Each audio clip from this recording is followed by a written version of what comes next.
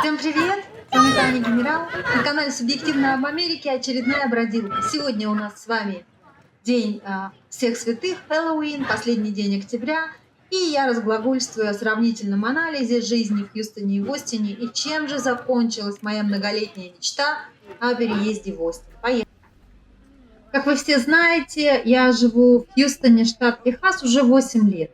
И последние 6 лет я езжу в Остин практически как на работу, как минимум раз в месяц, а иногда и чаще. И эта мечта всегда была у меня такой вот движущей силой, она меня удерживала. И я всегда думала, в один прекрасный день я это сделаю. В каждый свой приезд в Остин я там выставляла всякие восхищенные фотографии с кучей сердечек и мечтала.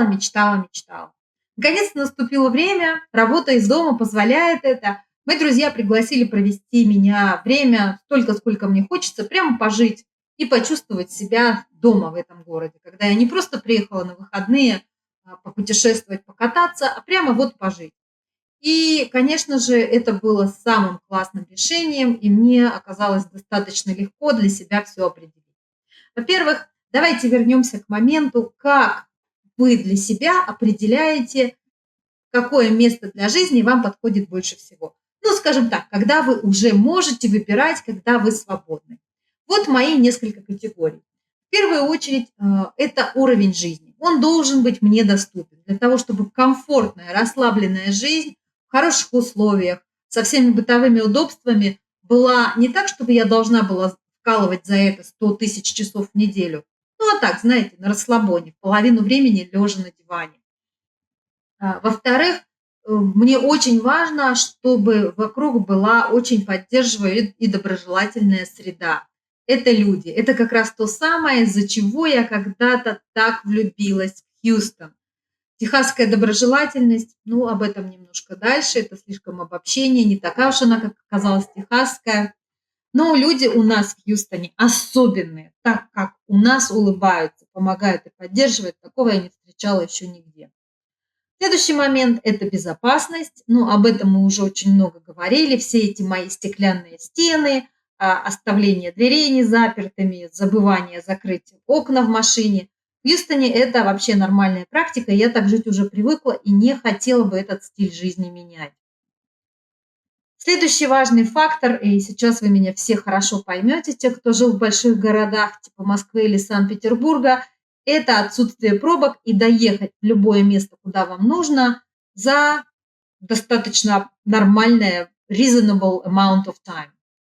В Хьюстоне у нас последний год, после того, как карантин медленно сходит на нет, пробки бывают, но они бывают в таких местах, куда я в здравом уме и в трезвой памяти никогда и ни за что не поеду. Это между 4 и 6 часами вечера в самом занятом районе города, куда, в общем, если вы там не работаете, то вы туда и не поедете. И вы эти пробки не застанете. Поэтому в Хьюстоне в этом плане у нас разлюли малина. Ну и, наконец, последний, но не самый маловажный. Ой, смотрите, это слива.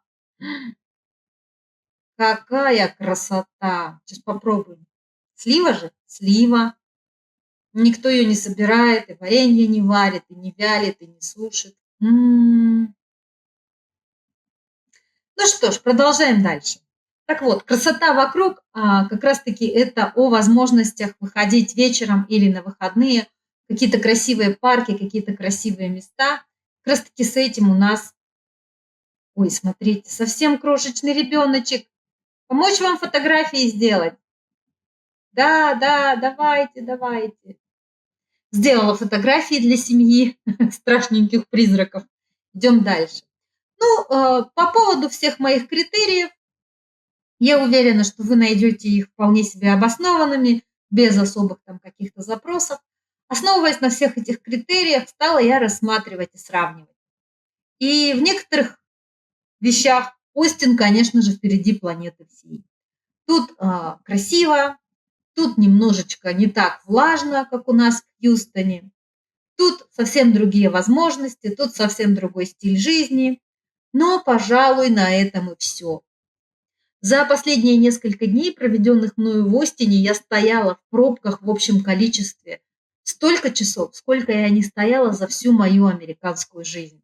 То есть, когда мои друзья говорили, что Остин превратился вот в такое небольшое подобие Нью-Йорка или Сан-Франциско, они не шутили, когда рассказывали мне про свои нешуточные пробки. Вот смотрите, теперь такая версия банкомата, конфетомата. Видите, как соблюдают социальную дистанцию? Для того, чтобы не контактировать напрямую, передают конфетки вот таким образом.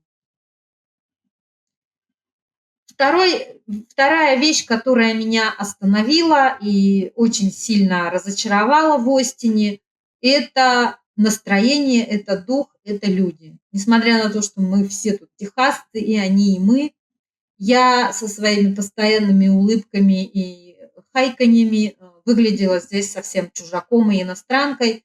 Никто не улыбается, никто друг другу не машет, никому ни до кого дела нет. Настроения, в общем, абсолютно такие же, как в какой-нибудь Москве.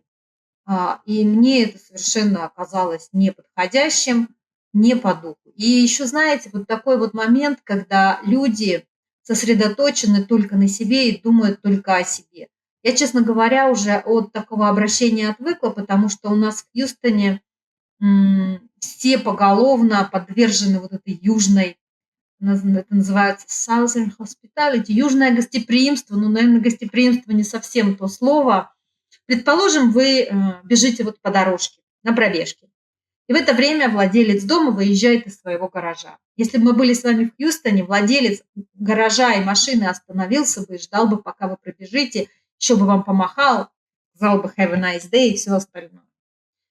Здесь это происходит так. Машина выезжает задним ходом из гаража, владелец машины даже не смотрит. О, смотрите, мандаринки раздают вместо конфет. Здоровый образ жизни пропагандирует. И такие вещи, они могут очень сильно влиять на настроение, на общий дух, на то, как живется в этом месте. И для меня, уже привыкшей к совершенно другому, это было странно, это было неприятно. И я для себя подумала, ой, что-то я, наверное, подожду. Еще одна вещь. Оказалось, что плохо здесь совсем с безопасностью. И опять же, это не преувеличение о том, что население прирастает бешеными скоростями, переезжают сюда люди из разных штатов, люди разные. И особенно политика правительства Остина по поводу бездомных, она вызывает сейчас невероятный приток людей без определенного места жительства, и это повышает уровень криминала. Например, вот в районе, где я сейчас тут с вами брожу, это достаточно благополучный район, новый район. О нем поподробнее я расскажу в следующем видео. Будет бродилка по окрестностям чуть более шире. И вот здесь вот моих друзей в доме, да, защита с 17 уровней степеней. И по улицам вечерами ходит такой своеобразный патруль. Негласно они это не делают по расписанию, но тем не менее каждую ночь что-нибудь происходит. В местном чате вот этого района они обсуждают, что то у машины оторвали зеркало, то срезали вот этот каталактик конвертер, не знаю, что это такое, это очень часто криминальная тема, у всех их отрезают на машинах-гибридах. И то велосипед забыли на улице, его украли, то дернули двери, машину забыли закрыть, что-то из машины вытащили.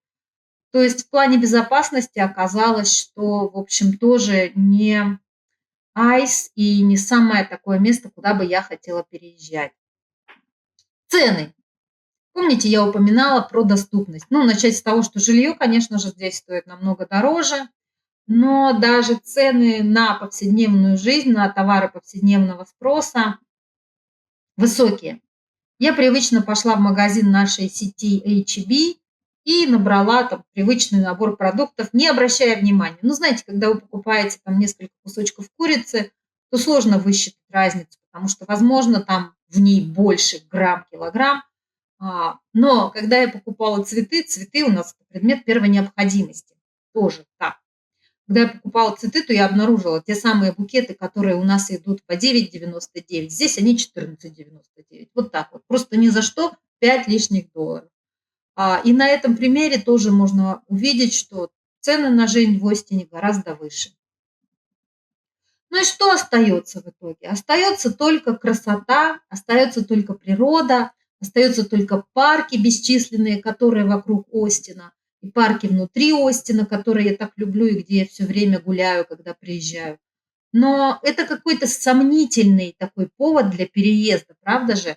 Потому что мне трудно себе представить, что люди, живущие здесь, работающие, чтобы все это себе обеспечивать, стоящие в этих бесчисленных пробках, что они уж так часто и много ездят по всем этим паркам, горам и оврагам и водопадам. Мои друзья, у которых я останавливаюсь, и все вообще другие люди, с кем я общаюсь, ну, не сказать, чтобы они туда прям ходили каждый день или даже каждые выходные. Все живут, все работают, и это такое дело. И, наверное, самым главным решающим фактором для меня в отказе от этой мечты стало, ну, во-первых, этот пробный заезд, когда я прожила здесь неделю как местная и поняла, что, ну, что-то как-то мне здесь не очень. Наверное, в первую очередь потому, что все новое и незнакомое. И смысла опять вбякивать в себя в эти испытания, опять проходить через все эти перемены, просто потому, что мне кажется, что здесь я буду счастливее, смысла нет никакого. Это такое иррациональное расходование своих душевных сил и своей энергии. И знаете, со временем, с возрастом, с проработкой себя, с многими годами в терапии, я начала приходить к мысли, что да, когда ты сделаешь себя счастливым изнутри, тебе не нужно будет уже менять местоположение для того, чтобы быть просто счастливым всегда. Вот такая моя вам сегодня история. На фоне этих прекрасных картинок, этих детей и соседей, раздающих конфеты, шлю вам огромный привет из сказочного Остина. Я остаюсь там, где я есть. Буду в Остин приезжать, ничего мне не мешает. Ехать всего 2,5 часа. И как раз-таки подобные приезды позволят концентрированно наслаждаться всем тем хорошим, что в Остине есть. Смотрите, какая красота. А тут смотрите, какую они сделали интересную штуку для передачи конфет. Ой, черт, не видно. Трубу поставили. Везде у нас социальная дистанция. На этом у меня сегодня все. Далеко не уходите. Пока-пока.